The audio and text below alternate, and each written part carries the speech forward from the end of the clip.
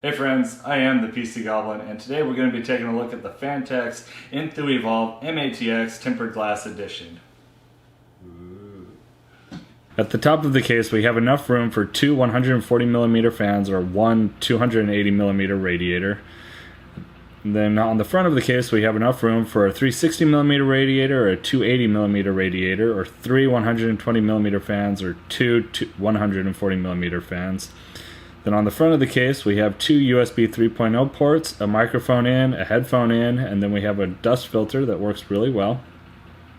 On the back of the case, we have two 2.5-inch drives, room for a standard ATX power supply, and room for two 3.5-inch hard drives. And then on the main part of the case, we've got room for up to an MATX motherboard, so you can have two video cards or four PCI cards in there, and you have plenty of cable management to hide all of your cables inside of this case.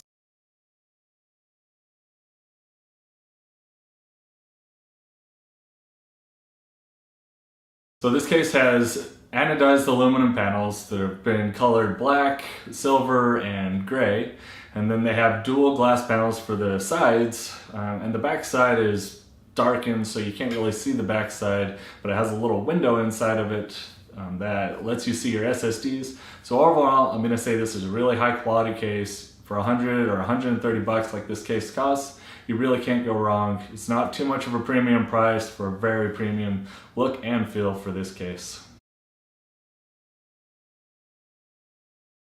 This is a pretty interesting question because I really like building inside of full-size ATX cases because I have plenty of room to mount everything and work inside of it. So if I forget to put something on the motherboard beforehand, it's really not a big issue to just do it inside the case because it's really big and open.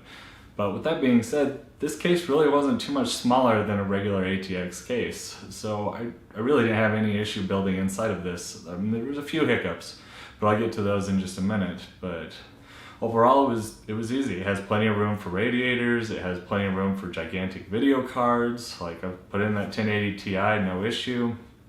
One of the things that I did run into though is I'm used to being able to plug in the cables into the power supply if I forgot to plug in a cable or something.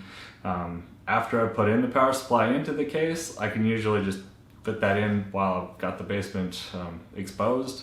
But with this case, with the little bit of room that was inside of there, I really didn't have that opportunity. So I actually had to take the power supply back out, plug in all my cables, route them through the case, and then put the power supply in and bolt the power supply back up. And then finally, the other thing inside this case is you need to be really careful with how you run the AIO tubing and the cables on the back, because the doors, the glass doors that are on the case, while they're really nice and the magnets hold on really well, they're not, they're just magnets.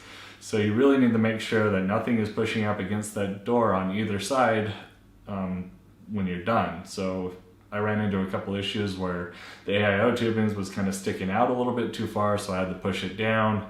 And then on the back side, I thought my cables were good enough, but I tried to shut the door and it's just kind of spring back off the magnet. And so I had to take the doors back off, lay it down, try and straighten out the cables as much as I possibly could so there was nothing hanging up. And at that point, I was able to shut it no problem. It really isn't a hard case to take apart. Most of it can just be done by undoing a screw and then sliding the panel or just pulling on the panel. The only thing that's kind of tricky is you need to be careful when pulling the doors off of the hinges. You need to grab it over by the hinges and pull straight up, and it can be a little bit unnerving because it can feel like you're going to break the glass, but other than that, it's a cinch. It's really easy to work with.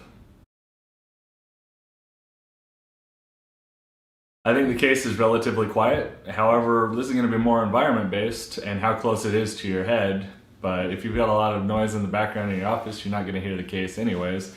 And if you have a really hot room, your fans are going to have to be up a lot higher to try and cool down your components. But in standard conditions, I don't think you'll really even hear this case too much. I know when nothing else was on in the room and it was first turned on, you could kind of hear the fans going, but that was about it. It didn't rattle.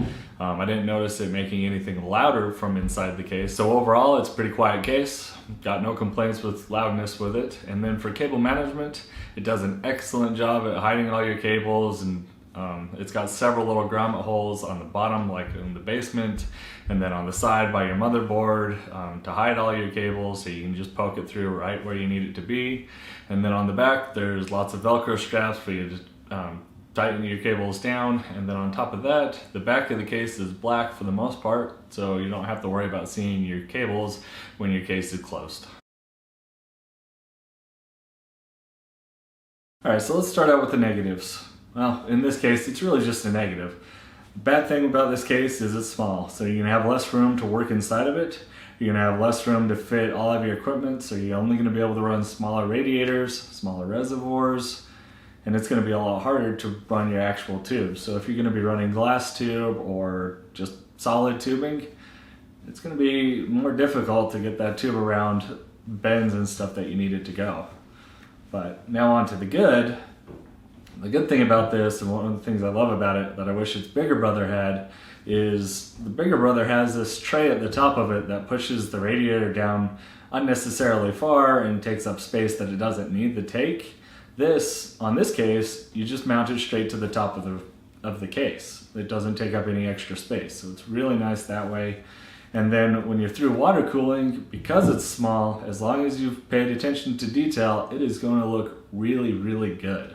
Because everything's going to look really crisp and like everything is supposed to belong. You're not going to have unnecessarily long runs. It's just going to be a really fantastic cooling build if you actually go that route.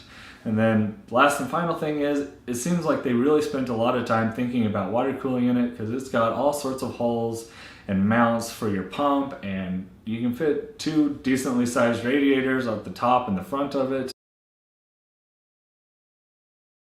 Well, thank you so much for watching this video, guys. I hope you agree with me that it's a great MATX case if you're looking for glass doors. If you like this video, go ahead and hit that like button below. And if you want to see more of my stuff, go ahead and hit that subscribe button. And I'll see you in the next one.